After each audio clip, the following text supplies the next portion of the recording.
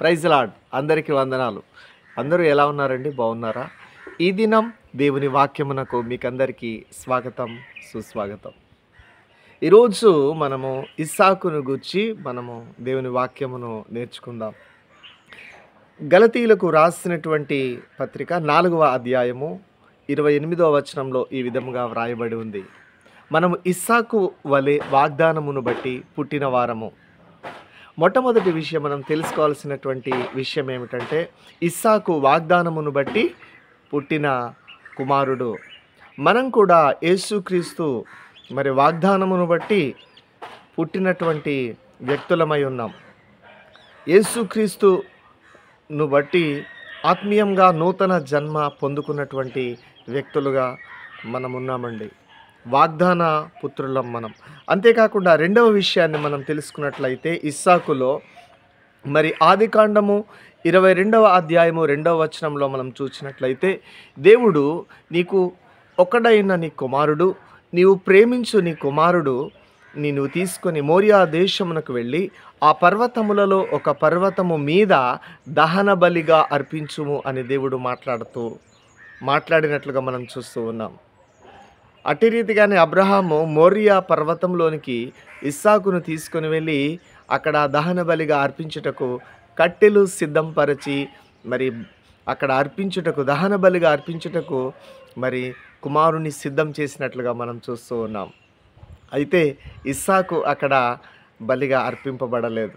దేవుడు చెప్పి ఉన్నాడు, సమీపముగా ఉన్నటువంటి ఆ పొట్టేలును నువ్వు అర్పించు అని చెప్పినప్పుడు ఇస్సాకుకు మారుగా ఆ పొట్టేలు అర్పించబడింది. అదే ప్రదేశంలో ఇస్సాకు బదులుగా ఇస్సాకు తప్పించుకున్నాడు ఆ బలి నుండి. యేసు ప్రభువు కలువరి సిలువలో బలియాగమై, సంపూర్ణ బలియాగమై మన కొరకు మరణించి చనిపోయి తిరిగి లేచిన దేవుడై ఉన్నారు.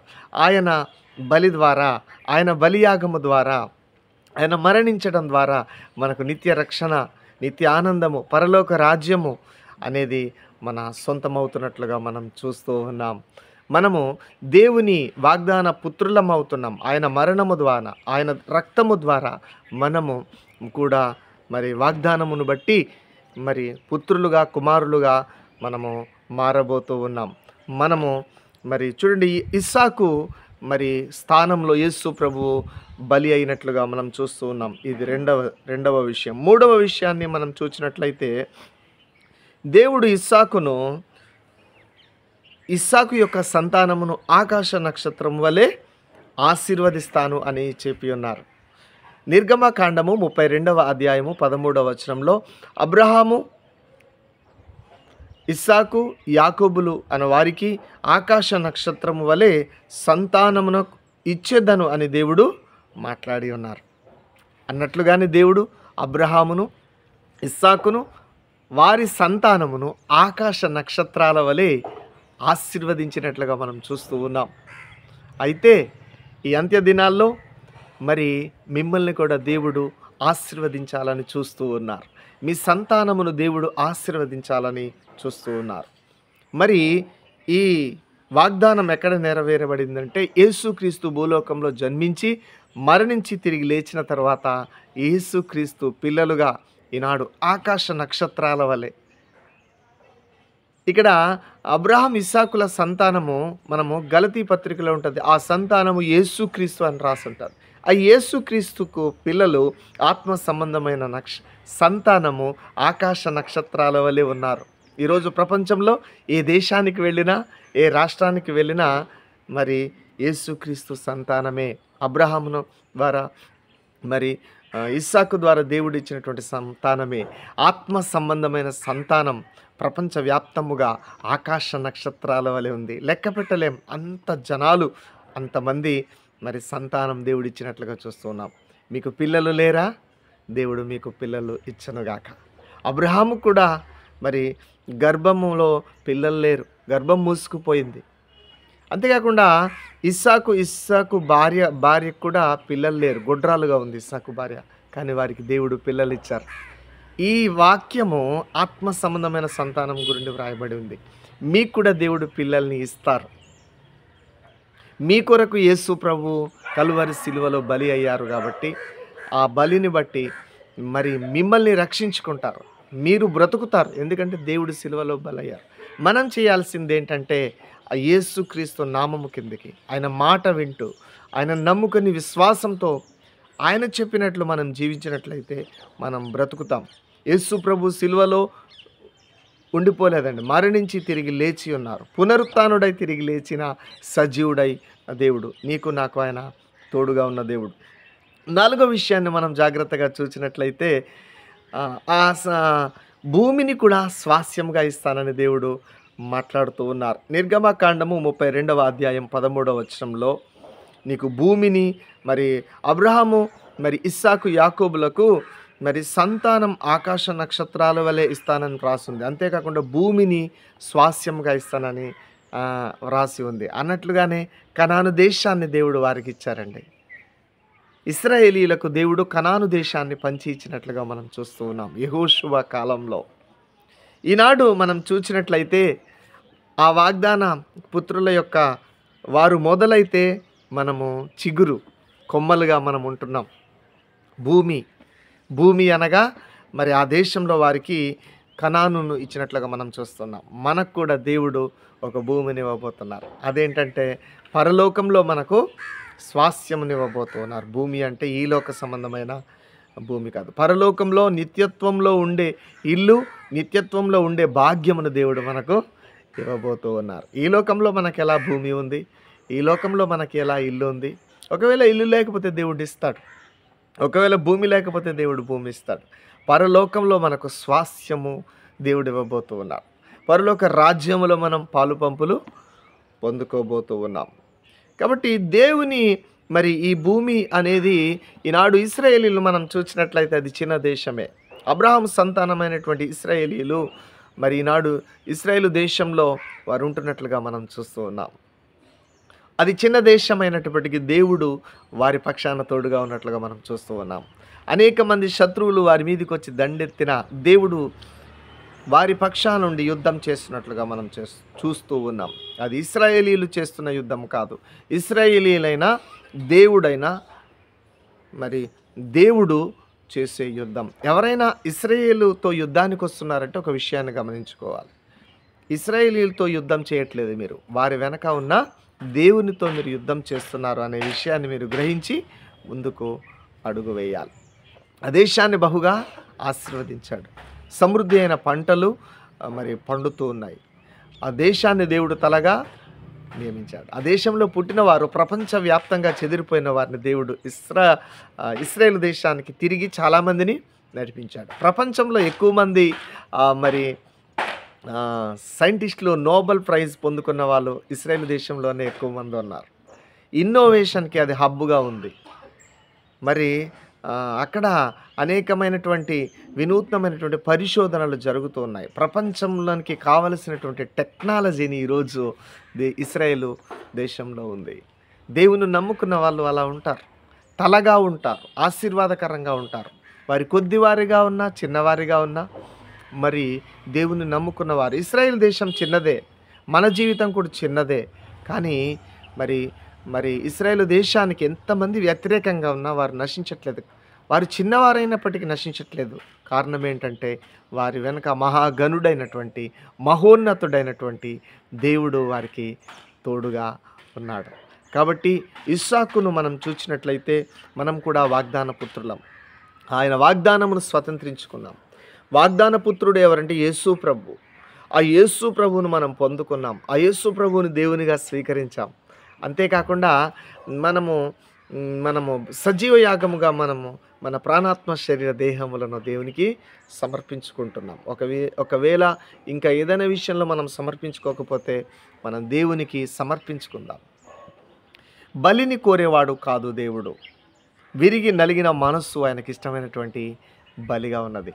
మీరు మీ కుటుంబాలు మరి సంతోషంగా ఆనందంగా ఉండాలి. మీరు కుటుంబాలు దేవుని వాగ్దానమును బట్టి జీవించే వాళ్ళుగా ఉండాలి. మనుషుడు రొట్టె వలన మాత్రము కాదు కానీ నా నోటి నుండి వచ్చు ప్రతి మాట వలన జీవించును అనే వాక్యంలో రాయబడి ఉంది. ఆ వాక్య ప్రకారం జీవించే వాళ్ళం కాబట్టి మీ కుటుంబాల్లో శాంతి, నెమ్మది, సమాధానం ఉండాలి. దేవుడు ప్రతి విషయంలో దేవుడు మనలను క్షేమంగా నడిపించాలి. ప్రతి కీడు, శోధన, మరణగండాలు కొట్టివేయబడాలి. ఇస్సాకు కూడా కొన్ని శోధనలు వచ్చాయి కదా! తండ్రి కాలంలో తవ్విన బావులన్నీ గెరారు కాపరులు పూడ్చివేశారు. అలాంటి పరిస్థితుల్లో అతను మరలా గొడవ పెట్టుకోకుండా దేవుని మీద ఆధారపడుతూ ఇబ్బంది పడుతుంటే దేవుడే వచ్చి, నువ్వు నీ దేశానికి వెళ్ళు, అక్కడ నేను నిన్ను ఆశీర్వదిస్తాను. నువ్వు కనాను దేశానికి వెళ్ళినప్పుడు నేను నిన్ను ఆశీర్వదిస్తాను. ఈ దేశం మంచిది కాదు, ఈ ప్రజలు మంచి వాళ్ళు కాదు, వీరు నీకు శత్రువులు. నీ ఆశీర్వాదమును, నీటిని ఆశీర్వాదం పూడ్చేవారు. ఆ ప్రదేశానికి వెళ్ళినప్పుడు నేను ఆశీర్వదిస్తానని దేవుడు చెప్పారు. దేవుడు చెప్పినట్లే ఇస్సాకు కనాను దేశానికి వెళ్ళినట్లుగా మనం చూస్తూ ఉన్నాం. దేవుడు చెప్పినట్లుగానే దేవుడు ఇస్సాకుకు సంతానము ఇచ్చి 2 కుమారులను ఇచ్చి ఆశీర్వదించినట్లుగా మనం చూస్తూ ఉన్నాం. ఇస్సాకు కూడా చాలా సంవత్సరాలు పిల్లలు లేరండి. దేవుని బిడ్డలే కదా, మీకు ఇది ఎందుకు లేదు? దేవుని బిడ్డలను దేవుని పేరు చెప్పుకొని బతుకుతున్నారు కదా, మీకెందుకు పిల్లలు లేరు అని 10 మంది అనొచ్చు. కానీ ఎన్నో సంవత్సరాలు పిల్లలు లేకుండా ఇస్సాకు, రిబ్కా ఉన్నారండి. ఒకనాడు ఇస్సాకు ప్రార్థన చేశాడు, నాకు నా భార్యకు పిల్లలు లేరు, నా భార్య గుడ్రాలుగా ఉంది, నేను పిల్లలు లేని వాడిగా ఉన్నాడని. ఆ ప్రార్థన విన్న దేవుడు గర్భము తెరిచినట్లుగా మనం చూస్తూ ఉన్నాం. ప్రార్థన చేసినప్పుడు దేవుడు మనకు కార్యాలు చేయబోతున్నాడు. మన కార్యాలు ఎందుకు జరగట్లేదంటే మనం ప్రార్థన చేయట్లేదు, దేవుని మీద ఆధారపడట్లేదు. ఇస్సాకు పొలంలో ధ్యానిస్తున్నట్లుగా మనం చూస్తూ ఉన్నాం. ఇస్సాకు జీవితంలో దేవుని చిత్తానుసారముగా తల్లిదండ్రుల దయల వివాహము జరిగినట్లుగా మనం చూస్తూ ఉన్నాం. ఇస్సాకు తల్లి తండ్రి దయలో వర్ధిల్లినట్లుగా తల్లి తండ్రులకు ఎక్కువగా వారి ప్రేమను పొందుకున్నట్లుగా మనం చూస్తూ ఉన్నాం. మన దేవుని ప్రేమను మనం పొందుకోవాలంటే మనం దేవునితో ఉండాలి, దేవునితో కలిసి నడవాలి, దేవునితో కలిసి అడుగు వేయాలి. అప్పుడు మనం దేవుని ప్రేమను పొందుకుంటాం. దేవునిని మనం ప్రేమించకుండా, దేవునితో మనం ఉండకుండా, దేవుని వాక్యానుసారంగా మనం ఉండకుండా మనము దేవుని ప్రేమను, దేవుని ఆశీర్వాదాన్ని పొందుకోవడం అసాధ్యం. మనకు ఆత్మ సంబంధమైన సంతానం కూడా మనం పొందుకోవాలి. మన ద్వారా ఇతరులు రక్షణ పొందాలి. మన ద్వారా నశించుచున్న వారిని దేవుడు రక్షించాలి. మన ద్వారా ఒకరు దేవుని విశ్వాసములోనికి రావాలి. మన ద్వారా ఒక గ్రామము మారాలి, మన ద్వారా ఒక ప్రాంతము మారాలి, మన ద్వారా ఒక కుటుంబము మారాలి. అంతేకాకుండా మనము దేవునికి ఆత్మల సంపాదించే వారముగా మనము ఉండాలి. కాబట్టి దేవునికి మనం అడగాలి. కాబట్టి అట్టి రీతిగా ఇస్సాకు వలె మనము ఆశీర్వాదం పొందుకోవాలి.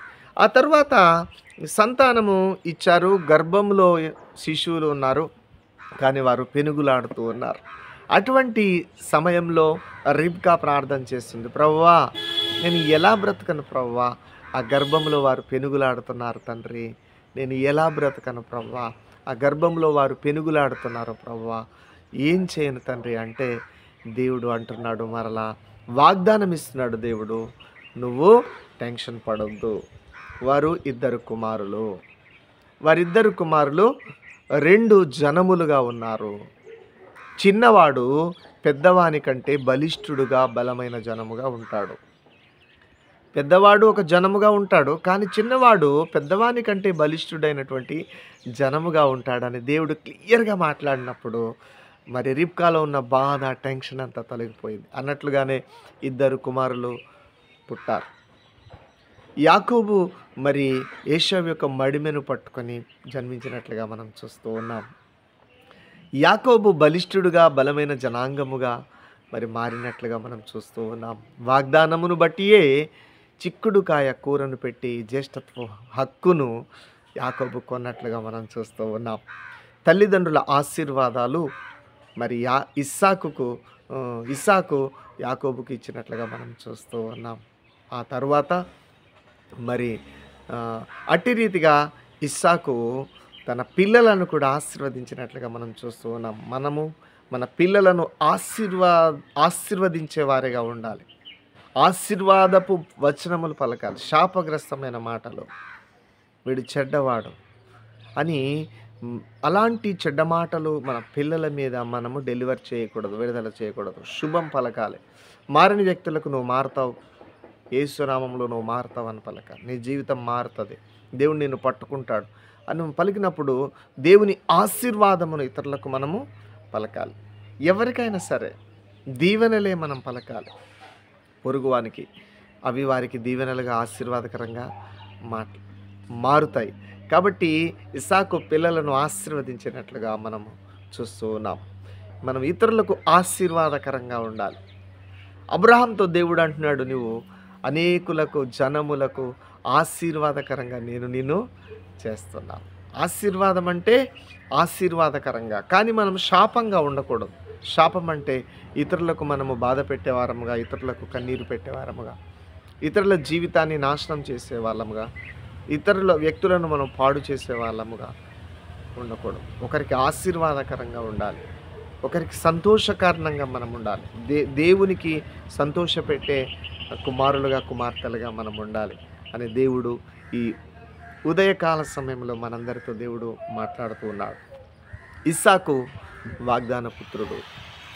ఇస్సాకు కుమారుగా దేవుడు కలువరి సిలువలో బలి అయ్యారు.